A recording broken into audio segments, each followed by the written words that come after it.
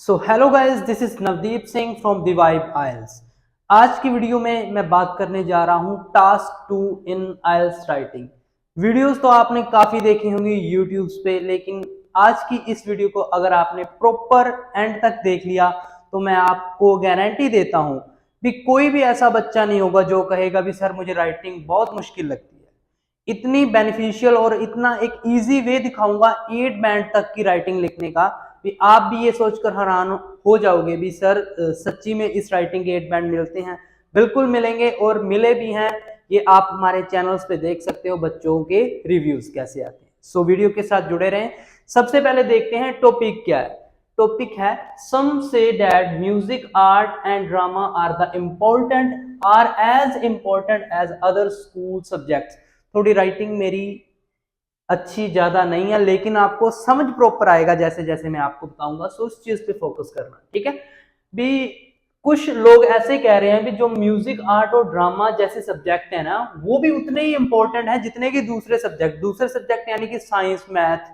कईयों को लगता है भी साइंस मैथ ज्यादा इंपॉर्टेंट है आर्ट्स से या म्यूजिक से, लेकिन यहाँ टॉपिक कह रहा है भी कुछ लोग ये सोचते हैं नहीं, म्यूजिक या ड्रामा वाले सब्जेक्ट भी उतने ही इंपॉर्टेंट है जितने कि दूसरे school subject, specially eight primary level. Primary level मतलब छोटे लेवल पे, आप कह सकते हो 5th 6th यहां तक, ठीक है।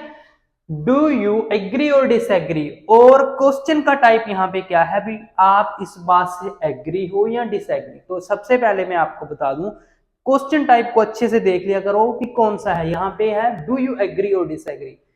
सीधे शब्दों में इन्होंने कहा भी आप एग्री हो या डिसएग्री। यहाँ पे आपके पास दूसरा ऑप्शन ही नहीं है, आप एक साइड ही जा सकते हो। या तो आप सारा एग्री लिखोगे, मतलब दोनों बीपी एग्री के बनाओगे, या फिर दोनों बीपी आप डिसएग्री के बनाओगे।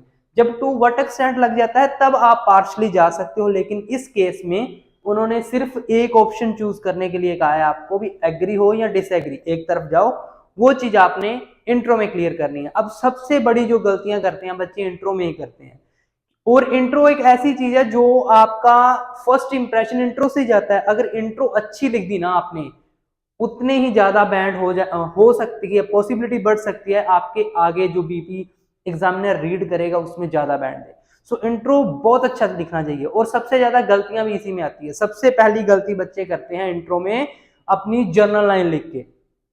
ऐसे ही कुछ भी स्कूल्स में आजकल ये चल रहा है, कोई भी जर्नल लाइन डाल देंगे, बिल्कुल गलत है। जर्नल लाइन छोड़ दो, जर्नल लाइन मत डालना कभी भी।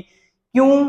ये चीज मैं नहीं, ये चीज बैंड डिस्क्रिप्टर बोलता है। राइटिंग का बैंड डिस्क्रिप्टर खोलोगे ना, वहां पे 0 बैंड के आगे सीधा लिखा हुआ है भी writing a totally memorise response के 0 बैंड मिलेंगे। और ये जनरल लाइन मेमोराइज ही होती है, याद की होती है बच्चों ने, कोई ये तो होती नहीं अपने आप से बनाते हैं, नहीं, बच्चों ने टेक्नोलॉजी पे, बच्चों ने एनवायरमेंट पे जनरल लाइनें याद की होती हैं, वही लिख देते हैं 0 बैंड, क्योंकि इस लाइन का कोई मतलब ही नहीं है आपके ऐसे से। दूसरी बड़ी गलती बच्चे करते हैं जो अपनी थेसिस लाइन लिखते हैं ना, वो बिल्कुल गलत लिखते हैं। क्यों? वो भी मेमोराइज्ड है। बच्चे लिखते हैं this in this essay I am going to explain about the reasons, या फिर प्रॉब्लम्स एंड सॉल्यूशंस, या फिर reasons of agreement, reasons of disagreement. नहीं, थीसिस ऐसे नहीं होती। थीसिस कैसे होती है मैं आपको बताता हूँ भी। एक इंट्रो लिखनी कैसे चाहिए। सबसे पहले मैं आपको बता दूं, डायरेक्ट पॉइंट पे लिखने के ही बैंड हैं, इधर उधर बातें घुमाने के बैंड नहीं है। अगर आपने पॉइंट पे, डायरेक्ट पॉइंट पे आके लिख दिया, चीजों को अच्छे से एक्सप्लेन कर दिया, तो आपको उसके बैंड मिलेंगे, वरना बैंड नहीं मिलेंगे। अब सबसे पहले मैंने कैसे इंट्रो स्टार्ट की है। मैंने सबसे पहले यहाँ पे आप एक बार दोबारा टॉपिक रीड करो भी, म्यूजिक और आर्ट और सब ड्रामा के सब्जेक्ट उतने ही इंपॉर्टेंट है जितने की दूसरे सब्जेक्ट। तो मैंने स्टार्ट की सम सेज दैट को, सम पीपल या सम इंडिविजुअल को मैंने कैसे लिखा, ए कंसिडरेबल अमाउंट ऑफ इंडिविजुअल्स। तो सम से रिलेटेड जब कोई भी वर्ड आता है, सम पीपल बिलीव, तो मैं उसको लिखता हूँ ए कंसिडरेबल अमाउंट ऑफ इंडिविजुअल। तो यहाँ पे मैं पहली लाइन में पैराफ्रेजिंग करने जा रहा हूँ। इंट्रो में मैं 2 चीजें करता हूँ, एक तो मैं करता हूँ पैराफ्रेजिंग, और दूसरी चीज मैं लिखता हूं आंसर टू द क्वेश्चन। मैं क्वेश्चन का आंसर देता हूं, मैं कोई थीसिस, कोई जनरल लाइन नहीं लिखता। आंसर किस क्वेश्चन का? इस क्वेश्चन का, इस क्वेश्चन का मैं आंसर देता हूं, वो आपको दिखाता हूं। पैराफ्रेजिंग का मतलब ये नहीं होता कि हर एक वर्ड आपने पैराफ्रेज करना है, बड़े बड़े वर्ड आपने पैराफ्रेजिंग की जगह लगाने हैं, नहीं। अगर आपने 2-3 चीजों को भी घुमा के लिख दिया, वो भी पैराफ्रेजिंग में आता है। मैंने ऐसे ही किया ताकि आपका जो डाउट है वो क्लियर हो जाए। देखना, एक कंसिडरेबल अमाउंट ऑफ इंडिविजुअल लिख दिया यहाँ पे, believe that arts related subjects, ये म्यूजिक आर्ट और ड्रामा को मैंने लिख दिया, arts related subjects are as important as other school subject. देखो, एज इंपॉर्टेंट एज को मैंने वैसे का वैसे ही रहने दिया है, तो इसमें कोई आपके लिए घबराने वाली बात नहीं है। अभी सर सेम का सेम लिख दिया, कोई दिक्कत नहीं है यहाँ पे, ठीक है। आपकी लाइन का मतलब सेम निकलना चाहिए। कई बार बच्चे क्या करते हैं, पैराफ्रेजिंग के चक्कर में गलत सिनोनिम उठा लेते हैं जिनका कोई मतलब ही नहीं निकलता, तो वो चीज ज्यादा गलत हो जाती है सेम लिखने के। तो अगर आपको किसी की पैराफ्रेजिंग नहीं आ रही, नहीं पता चल रहा, सेम लिख दो, कोई इशू नहीं है, ठीक है। थोड़ी बहुत पैराफ्रेजिंग कर सकते हो। यहाँ पे मैंने लिख दिया arts related subject are as important as other school subject specially for the primary school children. यहाँ पे था specially for the primary level, तो मैंने स्पेशली को स्पेशली लिखा है, for the primary school children लिख दिया प्राइमरी लेवल को। तो ये थी मेरी यहाँ से लेकर यहाँ तक एक प्रॉपर पैराफ्रेजिंग। तो पैराफ्रेजिंग को ज्यादा कॉम्प्लिकेट नहीं करना, जितना ऐसे सिंपल होगा उतना ही अच्छे से अगले को समझ आएगा, एग्जामिनर को उतने ज्यादा बैंड है। इजी टू अंडरस्टैंड ऐसे के ही बैंड है, ये चीज आईडीपी खुद कहती है, इजी टू अंडरस्टैंड। कॉम्प्लिकेटेड चीजें डालनी छोड़ दो, बहुत बड़े बड़े वर्ड्स डालने छोड़ दो, कॉम्प्लिकेटेड बनाना ऐसे को, ओवर यूज करना कनेक्टर्स का छोड़ दो, बैंड आने शुरू हो जाएंगे। आपने देख आगे देखना, सॉरी। तो पैराफ्रेजिंग मैंने कर दी। अब दूसरी चीज मैंने क्या कहा था, आंसर टू द क्वेश्चन। अब क्वेश्चन क्या है, डू यू एग्री और डिसएग्री। तो मैं इस क्वेश्चन का अब आंसर देने जा रहा हूं, well developed answer to the question, ठीक है। वेल डेवलप्ड आंसर का ये मतलब नहीं है मैंने यहाँ पे लिख दिया कि yes I agree with this statement which will be explain in upcoming paragraph. ये है गलत थेसिस, गलत। कैसे लिखना है, आंसर कैसे देना है, प्रॉपर उसका रीजन बता के जाना पड़ेगा, क्यों एग्री हो क्यों डिसएग्री हो। मैंने लिखा I totally agree with this statement, यहां पे लिख के मैं छोड़ के नहीं जाऊंगा, अभी एक्सप्लेन करूंगा अगले पैसेज में या अगले पैराग्राफ में, मैं रीजन बताऊंगा क्यों। बिकॉज लगा दिया मैंने, because this can helps children to discover their talent from the early age. मैंने कहा आर्ट्स रिलेटेड सब्जेक्ट इसलिए इंपॉर्टेंट है क्योंकि ये बच्चों की हेल्प करते हैं अर्ली एज में उनके टैलेंट को डिस्कवर करने में। सही बात है। और and can increase their confidence, plus ये जो सब्जेक्ट्स हैं ये उनका कॉन्फिडेंस भी बूस्ट करते हैं। तो ये दो मैंने फायदे लिख दिए, या फिर कह सकते हो रीजन बता दिए भी क्यों इंपॉर्टेंट है अदर सब्जेक्ट्स के साथ साथ ये सब्जेक्ट्स भी। एक तो उनका कॉन्फिडेंस बूस्ट करते हैं, दूसरा ये उनका टैलेंट डिस्कवर करने में उनकी हेल्प करते हैं अर्ली एज में। तो ये होती है एक अच्छी 8 बैंड की इंट्रोडक्शन। तो आज से आपने ये जनरल लाइनें लिखनी छोड़ देनी है, ऐसी थेसिस अपकमिंग पैराग्राफ छोड़ देनी है। जस्ट आपने इंट्रो में पैराफ्रेजिंग करनी है अच्छे से, जो वर्ड्स नहीं आता सेम लिख दो और आंसर देना है ऐसे क्वेश्चन का, well develop answer with reason. अब यहाँ पे एग्जामिनर को पता चल गया अभी पहले बीपी में तो मैं इस चीज को एक्सप्लेन करूंगा भी कैसे टैलेंट को डिस्कवर करते हैं, और दूसरे बीपी में मैं ये चीज को बताऊंगा भी कॉन्फिडेंस कैसे इंक्रीज होता है। तो अगले को पता ही है यार पैसेज आगे आने ही है, तो उसको क्या बताने की जरूरत है अभी अपकमिंग पैराग्राफ। अब इंट्रो लिख के तो छोड़ने नहीं वाले, ये तो कॉमन सेंस है, ठीक है। तो ऐसे एक इंट्रो होती है। अब मैं आपके सामने बताता हूं BP2। पहले मैं BP1 की सबसे पहली मिस्टेक बच्चे करते हैं, स्टार्टिंग लाइन डाल देते हैं। मान लीजिए ये रीजंस वाली है, अभी क्या रीजंस है, there are plethora of reasons of this problem but the predominant one is this. उसके बाद इज के बाद आपका जो रीजन आता है वो गलत चीज है। ये गलत है क्योंकि जितना पॉइंट पे टॉपिक पे आप स्टार्टिंग से ही लिखना लग जाओगे उतना ही अच्छे से अगले को समझ आती है। फालतू की बातें मत लिखो, जब आपने लिखना ही रीजन है तो सीधा ही स्टार्ट करो ना, the main reason is, there are many reasons but the predominant one is. आप ये चीज जस्ट अपनी वर्ड लिमिट इंक्रीज करने के लिए लिख रहे हो, मेरी 1-2 लाइनें भर जाएं और मेरी वर्ड लिमिट पूरी हो जाए। टॉपिक से इसका कोई लेना देना नहीं है, ये चीज आपने बस याद की हुई है, अभी बीपी को स्टार्ट ऐसे ही करना है, इसीलिए तो बैंड नहीं आते। हर एक बच्चा ऐसे लिख कर आता है, उनको पता है भी ये इन्होंने रट्टा मारा हुआ है। तो आप सीधा लिखो ना, मैंने सीधा लिख दिया द मेन रीजन किस चीज का, to teach the creative subject with other schools courses in primary school, यही था टॉपिक। इसका मेन रीजन क्या है, पहले मैंने बताया था टैलेंट डिस्कवर करते हैं, वही मैं यहाँ पे लिखूंगा is that it allows students to find out their potential talent in the early days. उसी चीज को मैंने यहाँ पे लिख दिया, बस थोड़े बहुत वर्ड्स चेंज कर दिए। वहां पे मैंने डिस्कवर लिखा था, टैलेंट लिखा था, यहाँ पे मैंने पोटेंशियल टैलेंट लिख दिया है अर्ली एज में। फाइंड आउट यहाँ पे फाइंड लगा दिया, वहां पे डिस्कवर था। इतनी सी बात है। There are many reason but the predominant one, उसके अलावा ऐसे लिखोगे, स्टार्ट ऐसे करोगे, ज्यादा इंप्रेसिव लगता है, पॉइंट पे सीधा द मेन दिस। उसके बाद दूसरी गलती करते हैं बीपीज में बच्चे, ज्यादातर क्या करते हैं, बहुत सारे कनेक्टर्स लगाते हैं। सबसे पहले टू बिगिन विद, फिर टू एक्सप्लेन इट, फिर फॉर एग्जाम्पल, उसके बाद सेकेंडली या फिर मोर ओवर, उसके बाद दस या देयरफॉर। मतलब ये क्या है, ओवर यूज ऑफ कनेक्टर। इतने कनेक्टर यूज नहीं करने, जहां पे जरूरत है वहीं पे आपने कनेक्टर यूज करने हैं।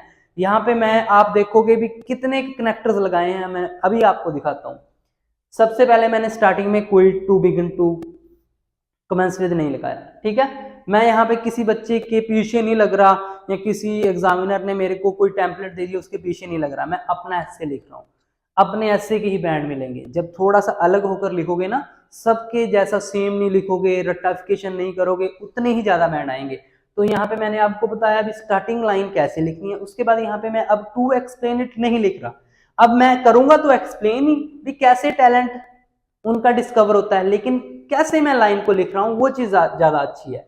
देखो, this is to say that, मैंने ये वर्ड यूज किया यहाँ पे, this is to say that. अब कैसे उनका टैलेंट डिस्कवर होता है, that school age is the most convenient time for the students to learn about their interest. School age सबसे कन्वीनियंट टाइम है कि उनको उनके इंटरेस्ट के बारे में पता चले। कैसे पता चलेगा, कैसे पता चलेगा, अब वो चीज मैंने यहां पे बता रहा हूं कैसे, बाय ट्राइंग डिफरेंट एक्टिविटीज। जब एक बच्चा अलग अलग एक्टिविटीज में पार्टिसिपेट करेगा, अलग अलग म्यूजिक, चाहे डांस चाहे कोई और लाइक स्पोर्ट्स में, कहीं पे भी अलग अलग एक्टिविटीज ट्राई करेगा, तो उसको पता चलेगा कि मैं किसमें ज्यादा बेस्ट हूं, मुझे किसमें ज्यादा इंटरेस्ट आ रहा है। तो इसलिए जो अर्ली एज है वो बेस्ट एज है अपने टैलेंट को फाइंड आउट करने के लिए। क्यों अर्ली एज ही क्यों, अब उस चीज के बारे में बता रहा हूं क्यों। They will probably not have any chance later in their life to discover because they will be busy with difficult exam. क्योंकि आगे आने वाले टाइम में जैसे जैसे उनकी क्लासेस प्राइमरी से हायर एजुकेशन में जाएंगे, उतनी ही स्टडी कॉम्प्लिकेटेड होगी, उतने एग्जाम कॉम्प्लिकेटेड होंगे, उनके पास इतना टाइम, उनके पास चांस नहीं रहेगा कि वो ऐसी एक्टिविटीज अपनी बाद की जो ओल्ड एज है या फिर जब वो हायर क्लासेस में होंगे तब वो कर सके। तो इसलिए मैं कह रहा हूं भी जो अर्ली एज में ही इन सब्जेक्ट के साथ बच्चों को इन सब्जेक्ट्स में इन्वॉल्व कर देना चाहिए, ताकि उनको अपना टैलेंट, उनको अपना इंटरेस्ट पता चल सके। कैसे, बाय ट्राइंग डिफरेंट एक्टिविटीज। तो ये होता है एक well develop answer, well develop well explained answer, जो अपने ऊपर रीजन जो आइडिया दिया है उसका। तो ऐसे अगर आपने लिख दिया ना, मैं कह रहा हूं कि 8 बैंड 7+ बैंड कहीं नहीं जाएंगे, गारंटी है। ये 8 बैंड का एक ऐसे सैंपल है, ठीक है। और कितना इजी है, ना कोई कनेक्टर, ना कोई डिफिकल्ट वोकैब, यहाँ पे एक भी वर्ड ऐसा नहीं है जो किसी बच्चे को आता नहीं होगा। सारे के सारे सिंपल वर्ड्स हैं जिसके बारे में हर एक बच्चे को पता है। तो जस्ट लिखने का तरीका थोड़ा मैंने चेंज कर दिया है, दूसरे बच्चों से हटकर, या दूसरे बच्चे जैसे लिखते हैं टेम्पलेट्स का यूज करते हैं वैसे। अब तीसरी चीज, एग्जाम्पल्स में सबसे बड़ी गलती। एग्जाम्पल में कैसे गलती, सर्वे वाले एग्जाम्पल, परसेंटेज वाले एग्जाम्पल, ऐसे एग्जाम्पल्स नहीं डालने। ये चीज पहले ब्रिटिश काउंसिल ने, आईडीपी ने पहले ही मना कर रखी है, तो ऐसे एग्जाम्पल्स नहीं डालने। कैसे एग्जाम्पल डालने हैं, बिल्कुल जनरल पर्सनल एग्जाम्पल डाल दो, कोई दिक्कत नहीं है। उनको बस वो एग्जाम्पल जो होगा वो आपके टॉपिक के साथ रिलेट करना चाहिए, रेलेवेंट एग्जाम्पल होना चाहिए। अब यहाँ पे मैंने एग्जाम्पल कैसा डाला है, फॉर एग्जाम्पल। यहाँ पे मेरा पहला कनेक्टर आया है, अब बीपी में यहाँ पे मेरा पहला कनेक्टर आया, for example most famous singers were discovered by their music teachers at school. मैंने लिखा है जो ज्यादातर जो सिंगर्स हैं ना, उनके टैलेंट के बारे में उनके म्यूजिक टीचर ने स्कूल में ही पता कर लिया था, and they claimed that they could not be that successful if their teachers did not find out their talent when they were young। और वो इस चीज को मानते भी हैं भी, अगर उनके टीचर्स अर्ली एज में उनके टैलेंट को ना जान पाते तो वो इतने सक्सेसफुल हो ही नहीं पाते। अब उनके टीचर्स ने अर्ली एज में ही उनके टैलेंट के बारे में पता चल गया, उनके टीचर्स को भी, हाँ भी ये बंदा अच्छा गा सकता है, ये बंदा अच्छा खेल सकता है, ये बंदा अच्छा डांस कर सकता है।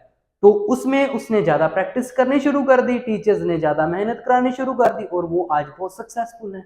अगर उस एज में वो पार्टिसिपेट ही ना करते, वो इन सब्जेक्ट्स में इन्वॉल्व ही ना होते, तो वो कैसे आज सिंगर बन पाते। तो ये होता है एक अच्छा एग्जाम्पल। कोई आपने परसेंटेज नहीं डालनी, कोई डाटा नहीं डालना, कोई न्यूज़पेपर के बारे में बताना, सिर्फ सीधा सिंपल एग्जाम्पल लिख दिया। तो ये था एक पूरा BP1। अब कई बच्चे कहेंगे भी सर यहाँ पे आपने 10 और देयरफॉर लगा के रिजल्ट नहीं लिखा। कोई जरूरी नहीं है, जरूरी क्या है, अभी आपके जो 250 वर्ड्स पूरे होने चाहिए। तो मुझे लगा भी यहाँ तक मैंने लिख दिया, ये मेरे लिए इनफ है, दूसरे BP को भी मैं इतना लिख दूंगा तो मेरे 250 वर्ड्स पूरे हो जाएंगे। तो ये होता है एक अच्छी वर्ड लिमिट का यूज करते हुए अच्छा ऐसे लिखना, कोई ज्यादा कॉम्प्लिकेशंस नहीं डालनी, ठीक है। तो ये था आपका BP1। तो यहाँ पे मैं BP1 ही आपको बताऊंगा, BP2 आप खुद ट्राई करना सेम इसी तरीके के साथ। क्या था मैं थोड़ा सा बता देता हूँ कि कॉन्फिडेंस कैसे इंक्रीज होता है, तो वही मैं यहाँ पे लिखूंगा भी कैसे कॉन्फिडेंस इंक्रीज होता है। क्योंकि जब बच्चा एक पार्टिसिपेट करता है आर्ट्स में, ड्रामा में, तो उसको बहुत से लोगों के सामने परफॉर्म करना पड़ता है, जिससे उसका एक डर है, एक पैनिक है, ठीक है, सोशलाइज होने का जो पैनिक है वो दूर होता है, बच्चा सोशलाइज होता है, कम्युनिकेशन स्किल्स अच्छी होती हैं। जितना ज्यादा वो पार्टिसिपेट करेगा, जितना ज्यादा वो परफॉर्म करेगा, उतना ही ज्यादा उसका कॉन्फिडेंस रेज होगा। और आपको पता है एक कॉन्फिडेंट बच्चा ही फ्यूचर में सक्सेसफुल हो पाता है। तो ये आपने BP2 में लिखना है। अब उससे भी बड़ी लास्ट में जो ज्यादातर बच्चे गलती करते हैं कंक्लूजन में, मैं आपको पहले एक बात बता दूं, कभी भी जब आपने कंक्लूजन लिखना है, इसमें इन कंक्लूजन या फिर टू कंक्लूड, दो ही वर्ड्स हैं जो IDP रेकमेंड करती है। To recapitulate, in a nutshell, in summary, ये बिल्कुल गलत वर्ड्स हैं, इनका यूज ना करो।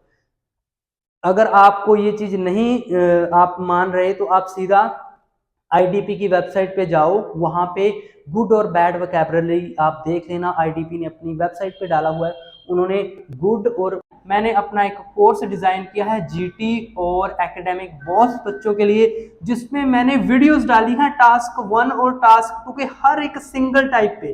टास्क 1 और टास्क 2 के हर एक सिंगल टाइप पे वीडियो लेक्चर्स हैं 1-1 घंटे के, ठीक है।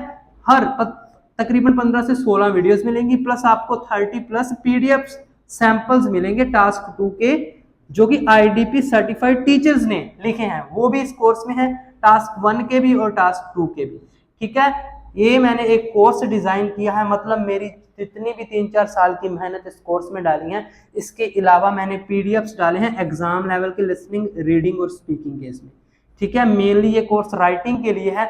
मैं कहता हूँ जिस बच्चे ने भी ये कोर्स ज्वाइन किया है, जिसने भी ये बाय किया है, वो बच्चा कभी भी, एक सिंगल बच्चे का भी मुझे ये नहीं आया सर मेरे लिए वर्थ नहीं था। इसकी जो पेमेंट है वो 1000 है, जो ऊपर नंबर शो हो रहा है उस पर सिर्फ आपको WhatsApp मैसेज कर देना, ये कोर्स आपको मिल जाएगा। हाईली रेकमेंड करता हूँ जिन बच्चों का एग्जाम है, चाहे GT है चाहे एकेडमिक है, मेरे से लिखवा कर ले लो। जिसने भी ये कोर्स ज्वाइन कर लिया ना, उसको राइटिंग की क्लासेस लगाने की जिंदगी भर जरूरत नहीं पड़ेगी।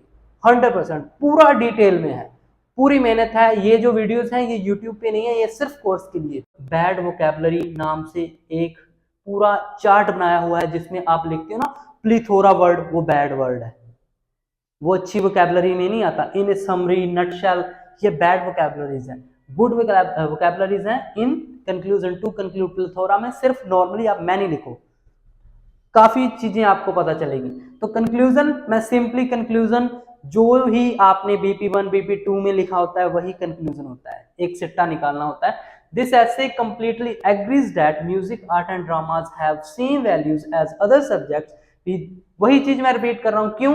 इन द प्राइमरी स्कूल वही चीज, because it allows the children to discover their hidden talents का पता चलता है अर्ली एज में, and increase their self confidence, उनका सेल्फ कॉन्फिडेंस इंक्रीज होता है।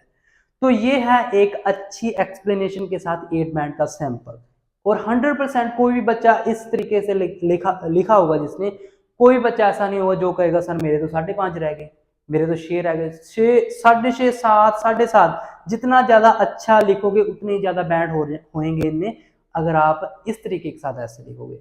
और ऐसे ही सैंपल के साथ हम अपनी ऑनलाइन क्लासेस लगाते हैं। अगर किसी बच्चे ने ज्वाइन करनी हो 8168321916 इस नंबर पे आपने व्हाट्सएप करनी है, और व्हाट्सएप में लिखना है सर मुझे क्लासेस ज्वाइन करनी है, आपको टाइम और फीस के बारे में हम बता देंगे। और ऐसे हर एक टाइप के ऐसे के बारे में आपके सैंपल्स मैं आपको दूंगा और आपको करवाऊंगा। बाकी अगर वीडियो अच्छी लगी हो तो कमेंट जरूर करना, लाइक जरूर करना, और चैनल को सब्सक्राइब करना मत भूलना, और शेयर भी कर देना ताकि और बच्चों की भी हेल्प हो सके आसानी से कैसे राइटिंग लिखनी है। So thank you so much, मिलते हैं ऐसी ही किसी और बड़ी ऐसी वीडियो में।